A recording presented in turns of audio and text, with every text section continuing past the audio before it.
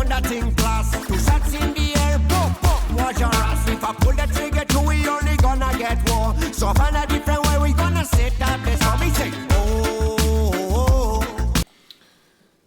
Well, good morning, everybody. Aloha. Welcome in. Let's do a quick check, make sure everything's running. Yes, today is December 5th. Whoa, did we get a shaker last night? Did it get everybody's attention? It should. Kilauea's still here, still kind of doing her thing. Interesting spot out there where the earthquake happened out in the south flank. We're going to get to that in a little bit. First of all, let me just introduce us. We are Lou and Anna, two pineapples. We are live here on the slope, somewhat sunny slope of Kilauea. Half sun, half clouds. Yeah, today. I saw there's a 70% chance of rain today, so.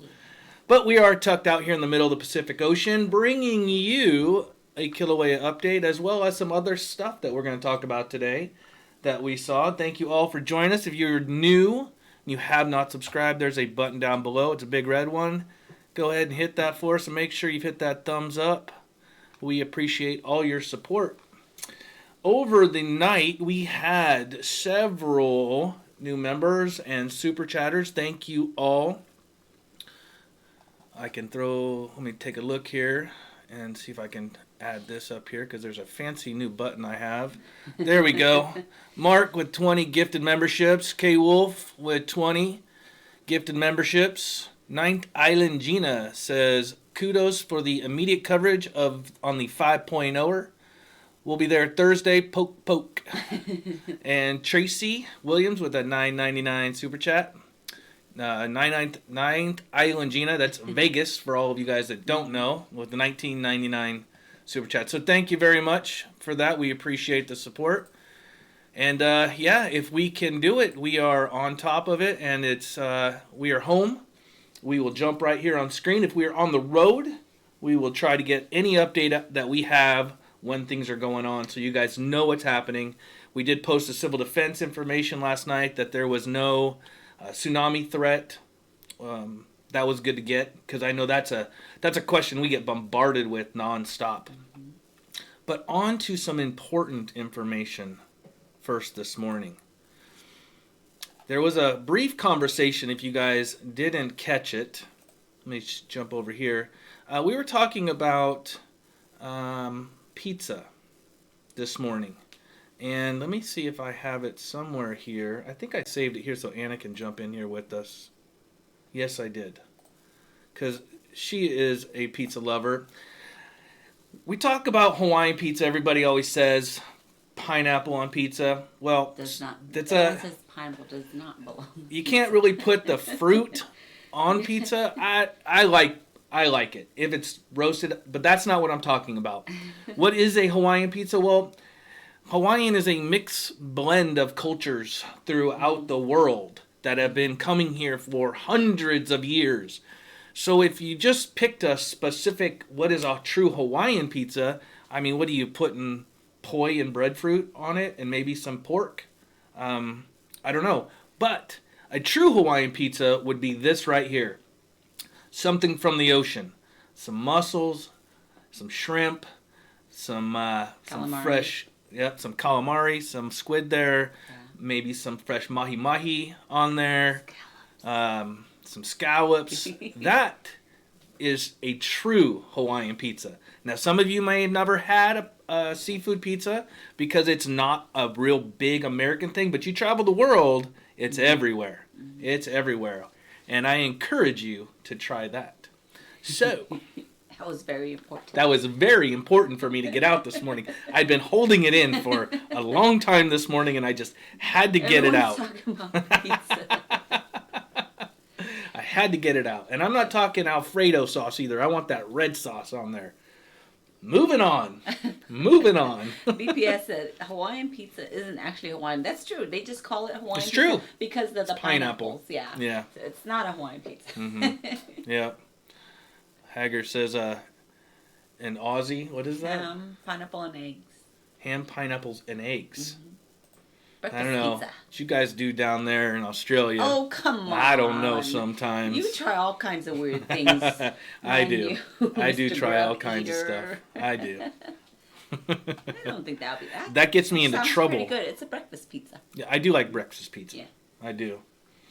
Well, let's take a look at our earthquakes real quick here and see where we're at. I thought I saw 14 was my last number. And let's take a look here. Let's make sure we're on the right map.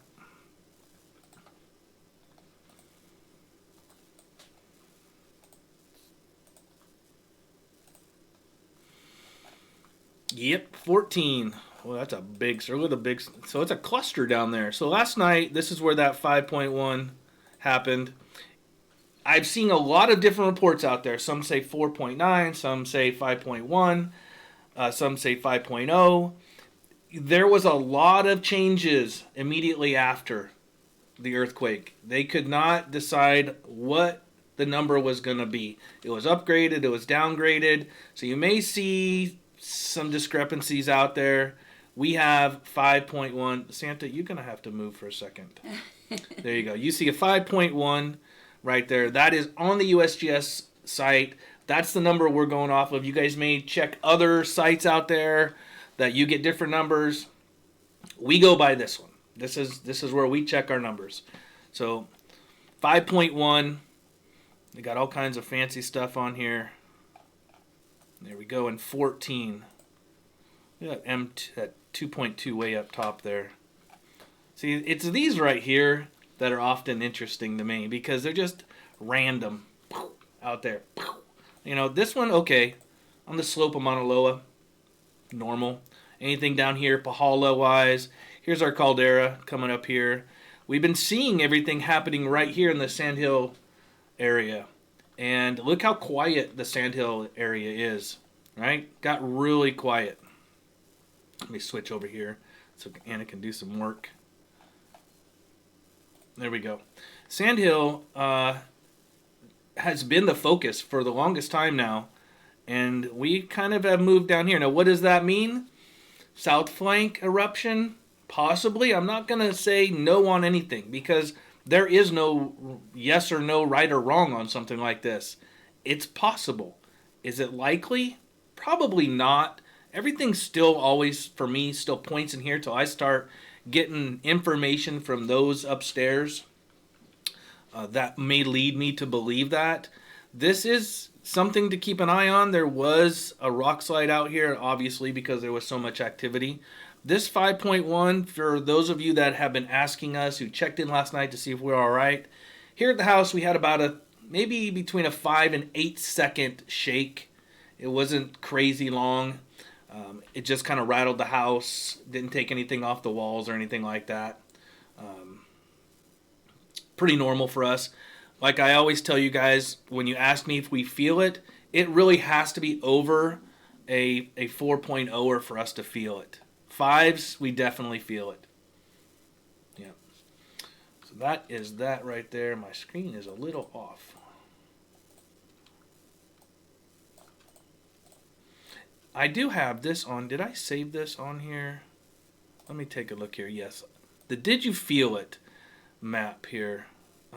This is interesting for me because I know everybody likes to chime in on this right here. It says on the magnitude 5.1 island of Hawaii. Did you feel it? And you can see everybody that felt it, right? Check it out here. And is my screen not going to move us up? I have to click on it here. Did they really feel it in Kauai? One response. Did they? I mean, that's a long ways away. There's a lot of earth to move. Everybody around here, definitely. Everybody around here, definitely. Super sensitive up here. I mean, it's a shaker. It's possible. I'm not discrediting anybody. But I just see so many people love to jump in and say, I felt it, just to be part of the conversation. And which is okay to be part of the conversation. It's good. But it's kind of misleading for some of us that are tracking things and really looking into what's going on. And just for somebody to jump in the conversation, it throws everything out the window at times. I mean, 3 responses up here at Honokaa. Possible, right? It was a good shaker. It really was. A lot of one responses. There's 9 in Kona. These right here, everybody here. Everybody here in this southeastern corridor, Puna, felt that yesterday. If they didn't, I'd be surprised. Well, we do have our update. Administration did send that downstairs, so we will take a look at that. Here we go. They're working. Thank you to HVO on this Tuesday, December 5th, 2023. Obviously, we can look down below and we can see she's not erupting. But did you guys see the rock fall? The slide right here? I'm rubbing the screen, but you can't see my arrow on that side. Oops. Yeah, there was a little rock slide on this angle right here. And I don't know what caused it. Well, maybe the UFO buzzed by, I guess. Kilauea volcano is not erupting. Low levels of seismicity continue in the southwest rift zone, summit, and upper east rift zone. Let's get my tongue and my brain together this morning. Unrest may continue to wax and wane with changes to the input of magma into the area, and eruptive activity could occur in the near future with little or no warning. No unusual activity has been noted along the middle and lower section of Kilauea's east rift zone. No detectable changes in activity at Kilauea were observed following a magnitude 5.1 earthquake on Kilauea's south flank polysystem that occurred Monday, December 4th at 5:54. So, we can just pretty much just kind of slide past the majority of this update. This is what is important to know. No detectable changes in activity at Kilauea were observed following a magnitude 5.1 on Kilauea's south flank polysystem that occurred on Monday, December 4th at 5:54 p.m. Hawaii Standard Time. Now, we just saw the earthquake map. I don't have it up there anymore. I moved it. We just saw the earthquake map. Since that earthquake, since that 5.1, there were several aftershocks. No lava on the surface. Nothing erupted. All good, right? We just have to continue to monitor. Now, I'm not saying that it's not going to erupt down there. I'm not saying that it's not going to erupt in the caldera. I don't know. Nobody knows. I'm not a scientist. I'm not a geologist. I'm not even close. I don't even pretend to be one here on YouTube. I am just putting out the information that we get from reliable, responsible sources from some of us here that live on the slope of Kilauea. So take it for what it's worth. That's it. Summit seismicity was low over the past 24 hours. 1 event, minor, small earthquakes. 8 events continue to occur in the upper east rift zone during this period. You know what? I think you're going to have to take over this morning. This and this just aren't connecting this morning. Oh, everybody wants to listen to you. I'm just your assistant. Oh, she's just my assistant. All right.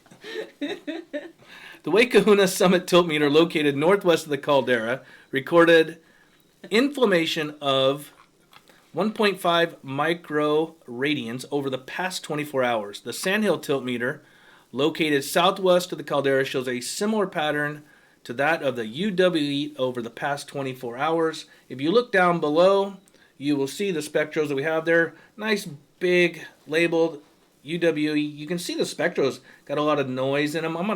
We get done with the podcast today, I'm going to just reboot that, see if it changes anything. 9 times out of 10, it doesn't, but we'll give it a shot anyway. We do have a full spectro page of pretty much everything you need to know. I'll show you right here. It's all good. Yep, I'm just looking at that spectro page. There we go. So that is that. Overall, the summit of Kilauea remains at a high level of inflation, above the level reached prior to the most recent eruption in September 2023, and the highest level since the 2018 eruption. We will not get an SO2 update until probably the 17th. The latest one was on November 17th. So we'll look for December 17th. But we can see down below, again, she's a little smoky, a little foggy down there. But nothing out of the normal for no eruption at 100 tons per day. There is currently no sign of an imminent eruption, but the summit region remains unsettled with seismicity activity continuing at low levels at the summit, upper east drift zone, and southwest drift zone. The onsets of previous summit eruptions have been marked by strong swarms of earthquakes caused by the emplacement of a dike 1 to 2 hours before eruptions, and these have not been detected at this time. That's that. So here's our east, or our rift zone observations. And this is an interesting one because in the past, they really haven't done too much in the updates here. But recently, I think pretty much since the last eruption, we seem to get a lot more information on the east drifts, or just the rift zone observations. Seismicity in the upper east drift zone continues at low levels with 8 events in the past 24 hours and 6 events over the past 24 hours in the southwest drift zone. And they continue to closely monitor both rift zones, especially near the summit, because that's most likely where the eruption is going to happen. No unusual activity has been noted along the middle and lower east drift zones. Measurements from continuous gas monitoring stations downwind of Pu'u'o in the middle east drift zone have been below detection limits for SO2, indicating that SO2 emissions from Pu'u'o are negligible. All right. We did have an update from an alert from the park. And the rock slide at the Chain of Craters Road. Rangers are investigating a rock slide on Chain of Craters Road near Halona Kahakai Pullout, following a 5.1 earthquake just before 6 p.m. on Monday, December 4th. One or both lanes may be temporarily blocked. I do not have an update on that. When I called up there, nobody was, we're buffering. No, I don't see. I got red. No, we're good, huh? Oh, it's because I'm recording. I just saw a red flash. I'm like, why do I have a red there? Usually red means bad. So I called the park this morning. Nobody was there to answer the phone to find out if this rock slide is still on the road. I will make another attempt when we get done during the day here to see if it's open. See what's going on up there. You can see other stuff on here. All the same. Nothing else. The parking lot's still closed. The Mauna Iki and Ko Desert Trail still closed due to volcanic unrest. All right. All that is still good up there. There's a shot from the park itself. That's from the volcano house.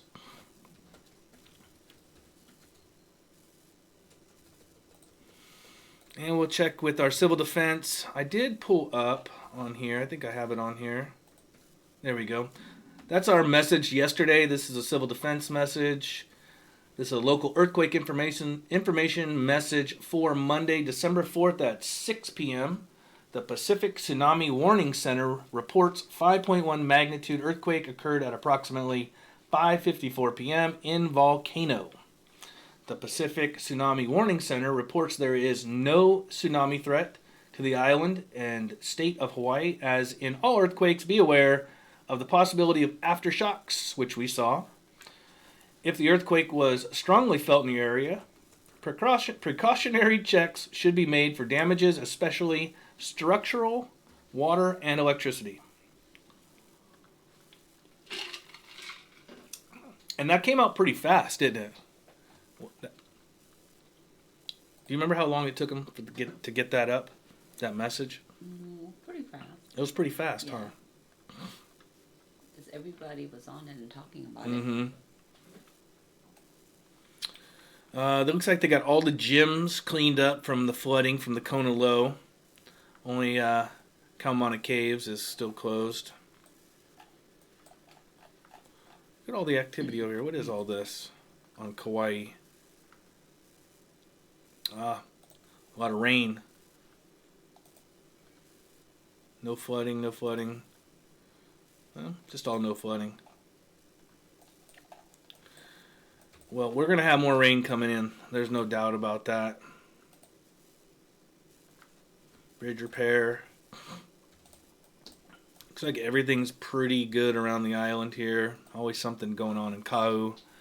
The Gulch, no flooding.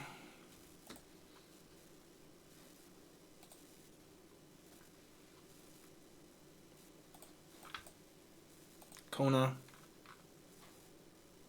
Looks good. Everything pretty much kind of settled down after the Kona low. Not too much to worry about. Just hang loose, right? We just hang loose. We'll take a look at our cameras real quick here. Let me jump off this screen.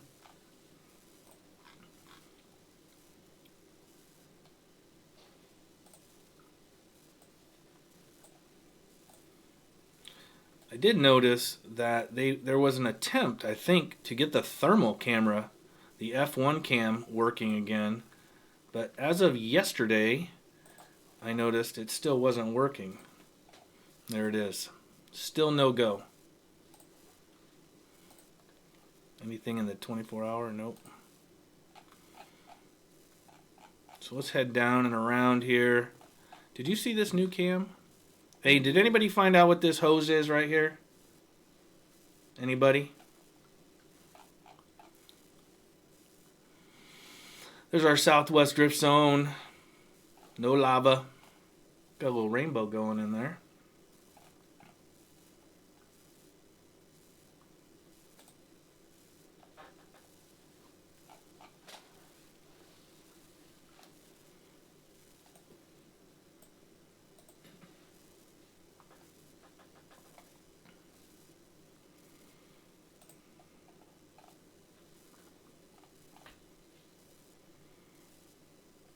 Was it that one? Oh, it was this one. Check this out. This is my new favorite cam. Other than the one that's on Mauna Loa. I got two. You can have two favorite somethings, right? Can you? More than just two. Well, this is my new list favorite. is very long. Not that I gave up my old favorite. This is just my new favorite.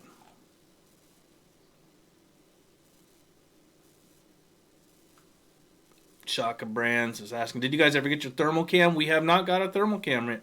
Not yet. I'm going to need one if they don't fix that. Right? And honestly, hopefully they're working on a new placement of it, because what we noticed for a long time now, especially this last eruption, it didn't have the entire caldera in there.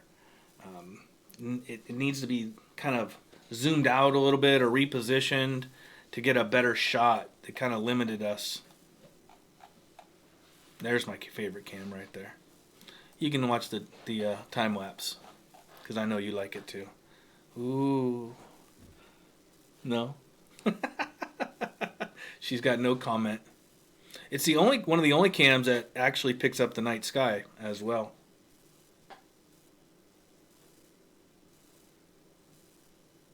So those are our cameras. Let's go down to the rift zone here. Let's get out of here. East Rift. Quiet. Quiet.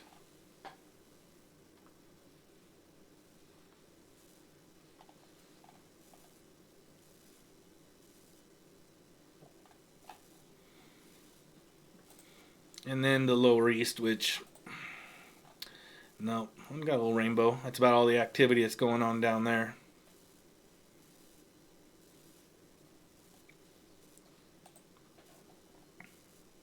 All right, let's check our, I heard another, what's Corals Week. It's what? If you want to talk about that. It's Corals Week off NOAA, December 4th to 8th.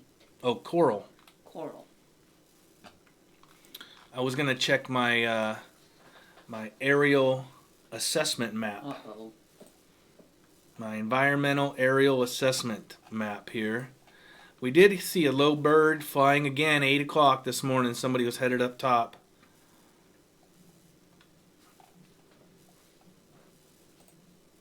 Not too much happening right now. But with an earthquake like that, that gets everybody's attention and maybe some more flights over the top. So we'll be listening to them throughout the day while we sit here and work. All right. So. Check maritime. Maritime. Oh, yes. Let's check our aquatic, our maritime environmental assessment map, shall we? Oh, let's see. Ooh, there's Christmas time. There's a couple boats on the water. Has everybody applied for their environmental assessment impact map paperwork? Is everybody approved? Here's Kiribati. This is where the down here in Kiribati is where the Nautilus is at somewhere. Let's see. Who's this? Some lucky tugboat out there. Let's see if we can find the Nautilus. Tug, fishing, tanker.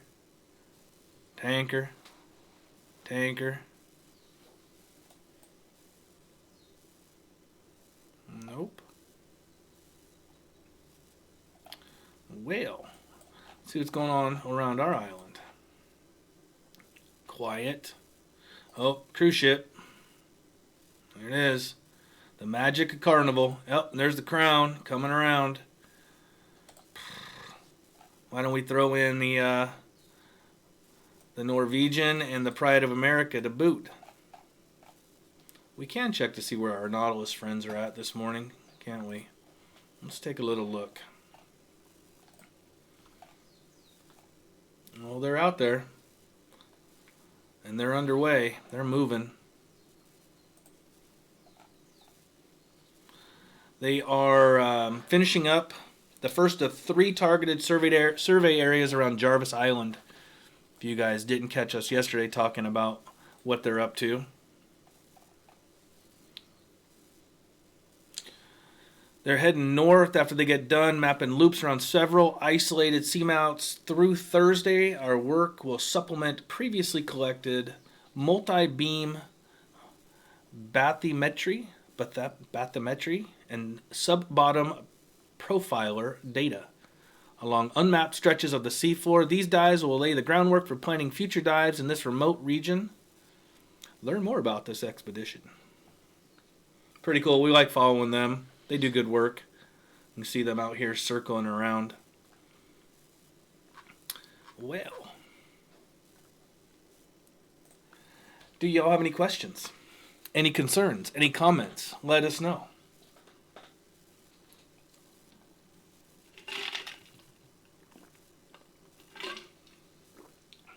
BPS. Oh, you missed that one. BPS. I wonder if the 5.1 has anything to do with the Kona low. Perhaps the rain may have led to it. That is a hot topic of conversation because some lean to all of the rain that kicked off the 2018 eruption. Some say it had nothing to do with it. It goes the same with, do the high tides, low tides affect this and that? Does you're always going to find somebody's going to disagree with you. Does the extra solar flares make my skin browner this time of year? I don't know. It does me. It does you? I tan it all year round. Yeah, it's the solar flares. Can anybody please let me know? If you know, would you please let me know? What do I need to do to protect myself from solar flares? Because I get messages all the time. Incoming solar flare. Yeah. Incoming solar flare. I don't know what I'm supposed to do. Sometimes I just grab the plastic tote, and just put it over my head, right? Deflection. I don't know. It always reminds me of that false alert that came up. The false missile alert? And everybody's panicking and running and hiding in the bathroom, under the sink, in the bathtub. Yeah, because we get so many. You can't run anywhere and hide if it was that catastrophic of a alert. Yeah.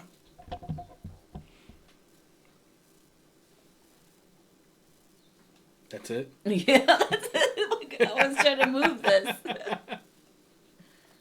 All right. Tinfoil on your head, Raymond says. Tinfoil on my head. Not with the price of tinfoil over here. Nope. No can do. I need maybe some palm branches. I got plenty of those we can cut down. Plenty of those. But I do have a remedy.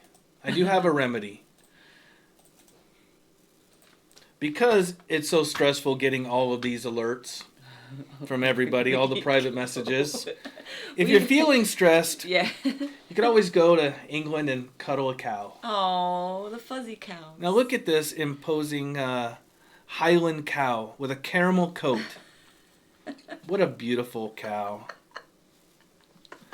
When you're feeling stressed, hug a cow. Tomorrow we're gonna find a horse, a mini horse.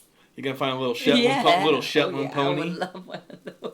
Now, they make us go to EV. I'm not going EV. I'm going donkey or Shetland pony. Oh yeah. Might take 40 minutes to get to Horror Store, but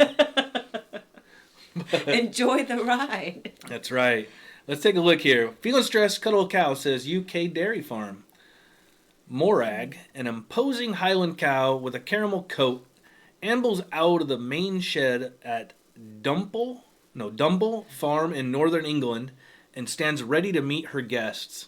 Is that a flower or a bow in her hair? Flower? Looks like it, huh? Visitors have traveled from far and wide. That's a flower? It's a flower. Yeah. Visitors have traveled from far and wide to the So farm pretty. near Beverley in East Yorkshire, not to buy milk, yogurt, or cheese, but to enjoy a cuddle with Morag and her companions. Sign me up. Sign me up. Some people like to cuddle dogs. Some like to cuddle their cats. I'm going to the cat. I'm a cow cuddler. That sounds horrible. I'm cuddling cows. Horrible. Fiona Wilson and her co-farmers at Dumble Farm started offering the cuddling sessions in February when it became obvious that economic difficulties on modern dairy farming had become untenable. Well, that's a bummer. Some people like to engage with dogs and cats and horses, and other people find that cows are the animals they want to be with. Wait a second. Any of you guys, just out of curiosity, have you ever once in your life, now some of you are in your 20s, some of you may be above your 50s. Any of you can answer this. Have you ever once in your life said, today I'm going to go hug a cow. I'm going to cuddle with a cow today. You know, I would. I know, but have you ever thought that? No. Has it ever crossed your mind? I would cuddle a horse. Anyway, I never really thought of that. You know, people cuddle pigs. Right. Oh, yeah. Potbelly pigs. Yeah. Yeah. Smarter than dogs. Genius. People are coming for a well-being point of view. The anxiety, relievingness of being with animals is almost like a therapy. I agree with that. Here's the horn of a dilemma. Oh, geez. Here we go. Dumble Farm's owners looked to diversify because a sharp fall in the price of milk and high inflation was crippling the dairy farming business. Well, I'd blame that on all those lactose intolerant people. Hey, don't listen.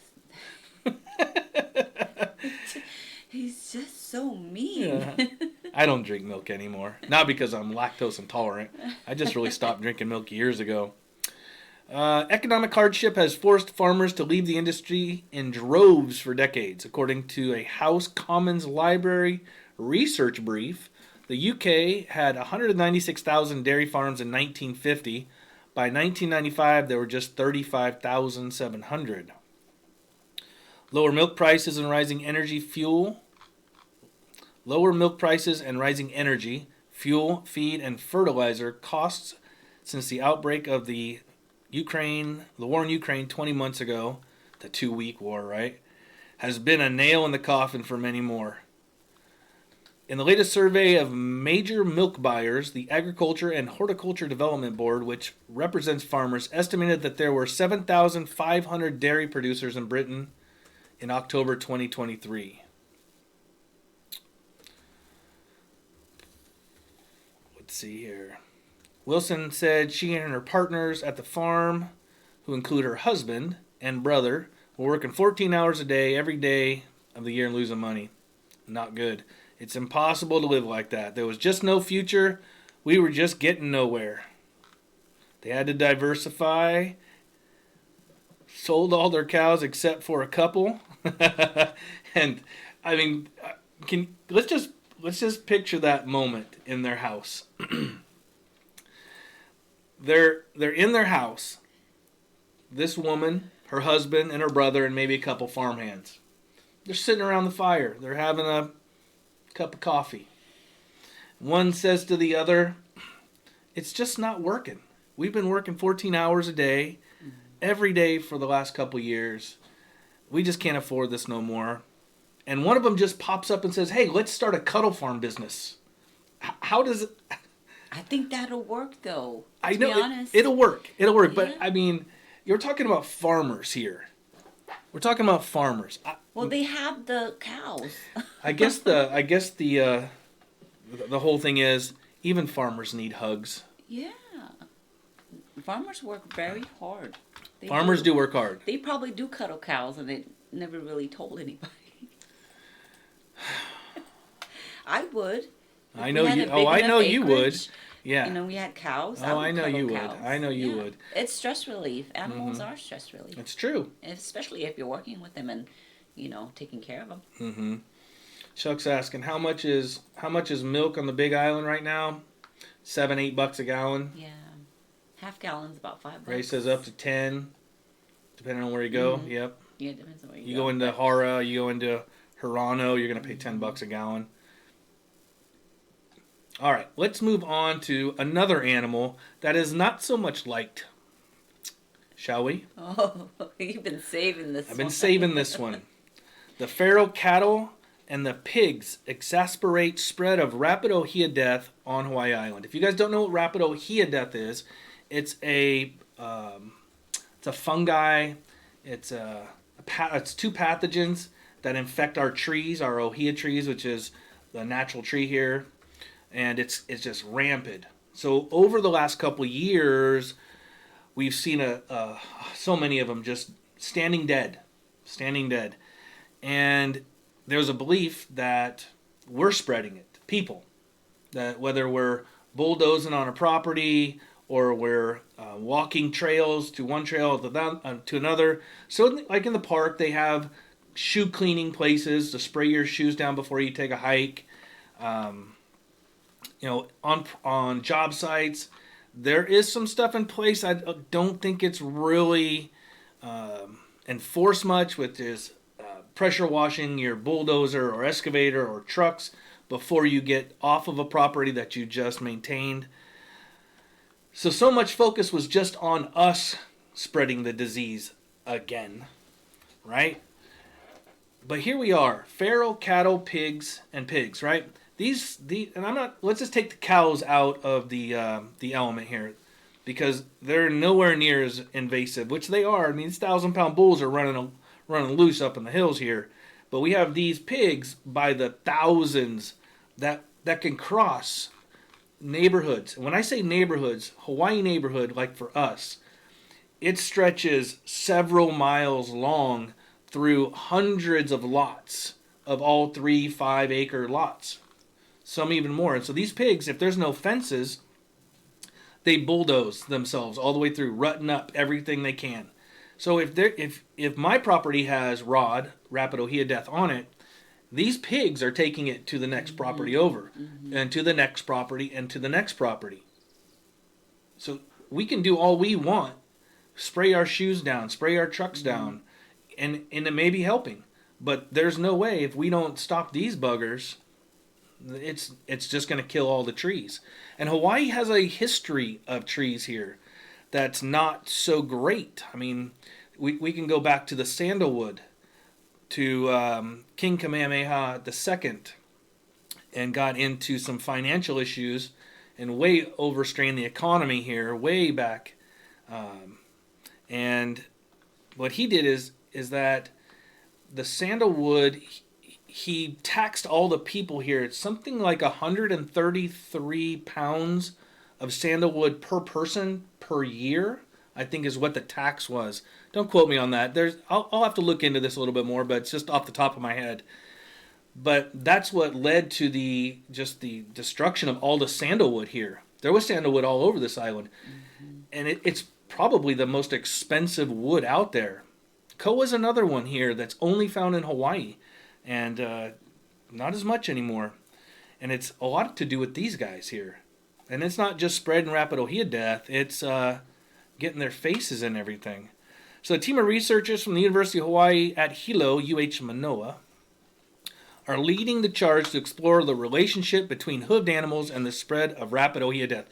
Guys, to wrap it up, I just broke it down for you. There is no reason to explore the relationship. I just told you. They're everywhere, and they run across properties, and they're dirty, filthy, and they're rutting up everything. Maps of hard-hit districts on Hawaii Island were recently released online from a collaborative study involving community, county, state, and federal experts, and show the destructive role animals such as cattle and pigs play in infecting ohia lehua trees with fatal fungus that cause rot, and how fencing can help prevent the spread of disease. Hey, I have a question. Question for the board. Okay. Can we put in for free fencing? Ooh. With an argument of protecting yes. the property and transferring the yes, we want to secure the future of the ohia. Provide us with the fencing to do it. We'll even put it in ourselves. We are not going to do that to you. We just want the fence. Yeah. We just want the fence. All right. Let's take a look here. According to UH researchers, the animals damage healthy trees by digging up roots and stripping off bark. The damage makes the tree more susceptible to infection by the fungi, spores carried in the soil, or the wind. That's another one. Let's just take all the land animals, including humans, out of the element. Well, birds. We got a lot of birds here. Noisy birds, busy birds, flying birds, flying from lot to lot. And then every day, hopefully every day, we have a nice, steady trade wind that comes through to keep us cool, blowing everything through the rainforest here. Hey, maybe the 200 or so wind farm windmills that are going to be offshore, we can flip it around the other way and blow the wind the opposite direction. Pull the energy and divert the wind from spreading the ohia death. Food for thought. Don't think that's going to happen. Someone needs to contact you. Somebody needs to contact me. Mr. Idea. Spatial data collected using remote sensing technology, high-resolution satellite, and helicopter imagery obtained from January 19th through January 2023 show a greater spread of ohia die-off in unfenced areas. Hoofed animals can access and significantly lower ohia mortality in forest areas. Obviously, right? Fencing stops animals from migrating. I mean, yeah, we all need free fencing. We all need fencing. The UH researchers teamed up with the Department of Land and Natural Resources, the Department of Hawaiian Homelands. Last time I checked, fencing here was running. This is to get somebody come out and put your fence in. Was running right around $22 to $25 a linear foot. That's base price. Now, if you have to have excavation, this ain't dirt and a post hole digger to put your post in. Now, this is an excavator with a hammer on there that's got to come out and hammer rock, right? Because we live on this island of rock. And to be able to put the posts in with some concrete, all of them. So price is going to be high. With the way inflation is and the cost of fuel over here and the cost of materials now and the lack thereof, I wouldn't be surprised if I made a phone call and somebody told me it might even be $28 to $30 a linear foot on a property like ours that's solid rock everywhere with trees all over and they've got to whittle through them all. It's going to be expensive. I'm sure somebody in here is going to chime in that lives here that has just put a fence in recently. There's our map. Fenced in area. Unfenced, lots of pigs. Fenced area, no pigs. Yep.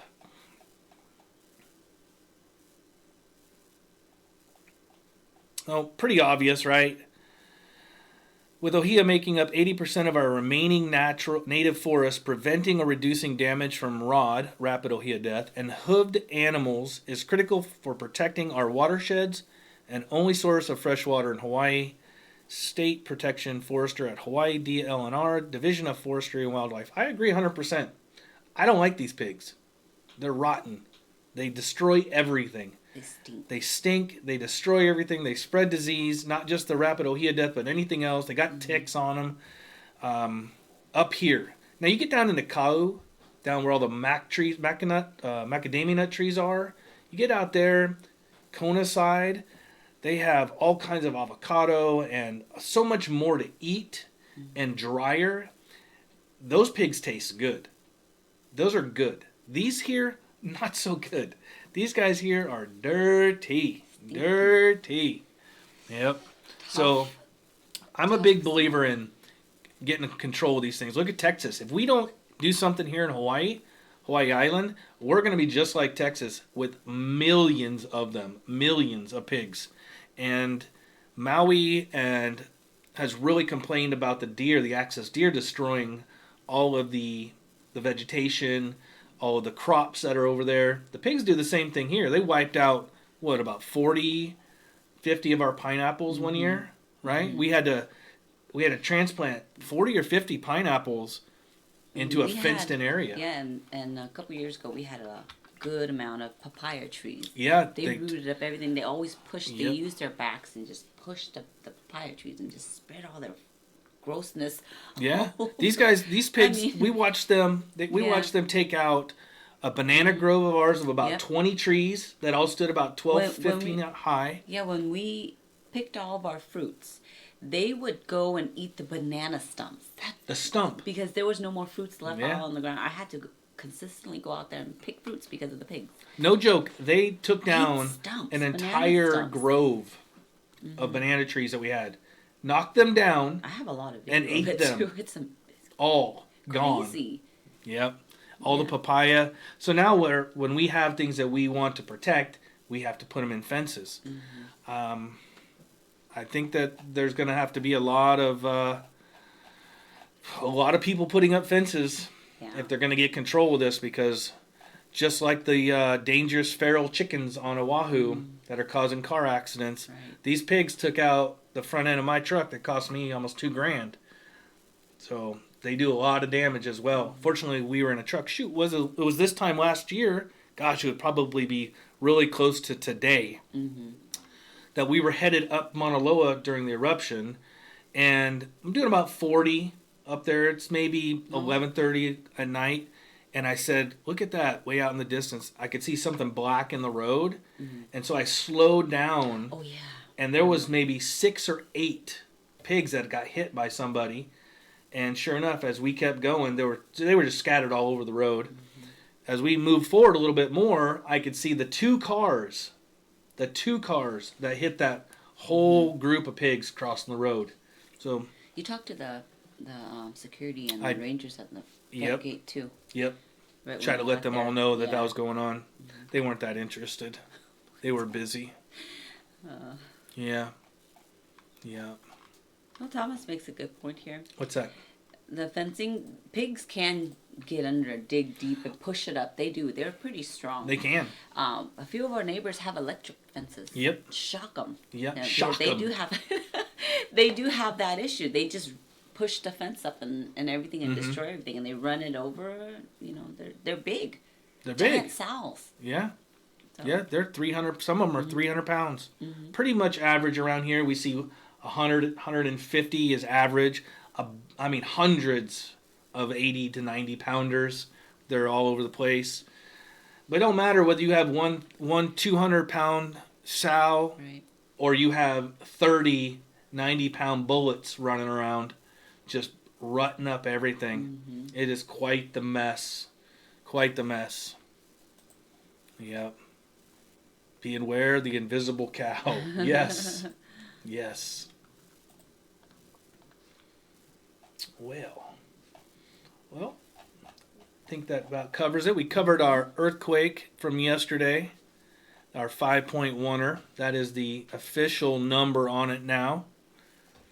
We also covered that there is no eruption. We can look down below in that screen right down below me here. That we are not erupting. But we will continue to monitor. You can see our full spectros here and here to monitor everything that's going on. It's pretty clear right now. I am going to reboot it right now while you guys are with me. How about that? Maybe. You're going to see it go dark. There you go. And we'll pop her back up. Give it a minute. Let's see if that worked.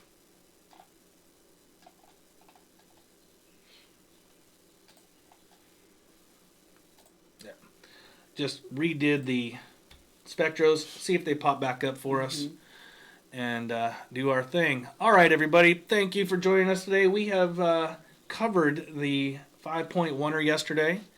All is well. No effects for us. Today is Tuesday. We'll be back tomorrow for our show here at 9 a.m. We podcast Monday through Thursday at 9 a.m. here on the Big Island of Hawaii. Thanks for joining us. If you are new and you haven't hit that thumbs up, take a look down below. We're just about to hit 200. So that Someone would be forgot. great. Somebody forgot, she says. Shaka Brands mentioned Pele sent the eruption documents in the mail. Sorry. And it's taking forever to look. Yeah, we checked this morning, Shaka Brands. It still says it's stuck in San Francisco. I'm not sure if it says that on your end, if you can double check that. But we're probably going to just go to the post office and see Shake if them it's up a little there. bit. Or, no, I mean, it may be they haven't updated their Maybe. system. No one's scanning something, or Yeah. I don't know. Who knows? Yeah. We'll figure it out, though. Thanks again, everybody. We'll catch you later, hopefully, in the monitoring chat somewhere throughout the day today. If not, tomorrow morning, 9 a.m. Make sure your notification bell is hit to all so you don't miss when we go live. Sometimes we do reboot the entire stream, so you'll need that notification or set it on your phone that we go live Monday through Thursday, 9 a.m. Hawaii Standard Time. Aloha, everybody. Aloha.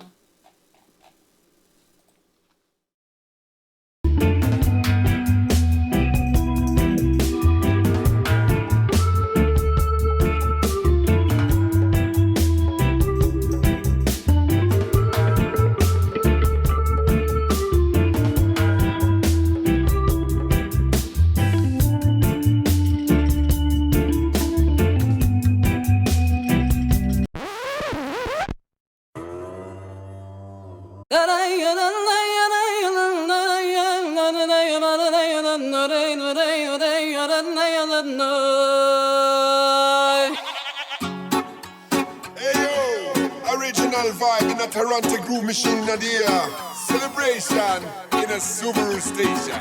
Run the rhythm.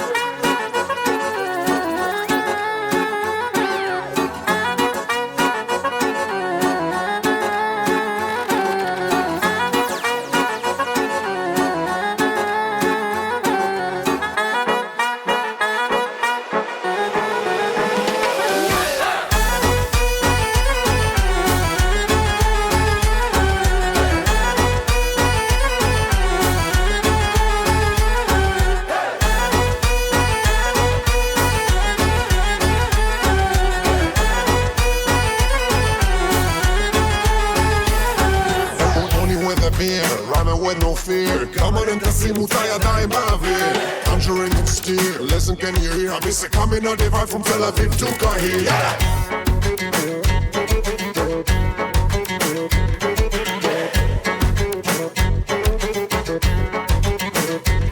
So fire the Tarante, groove machine and hide it. Oye mami, que pasó in Spanish? We say dale. Hit the full form, rumpa pom pom. Come and sing it one more time.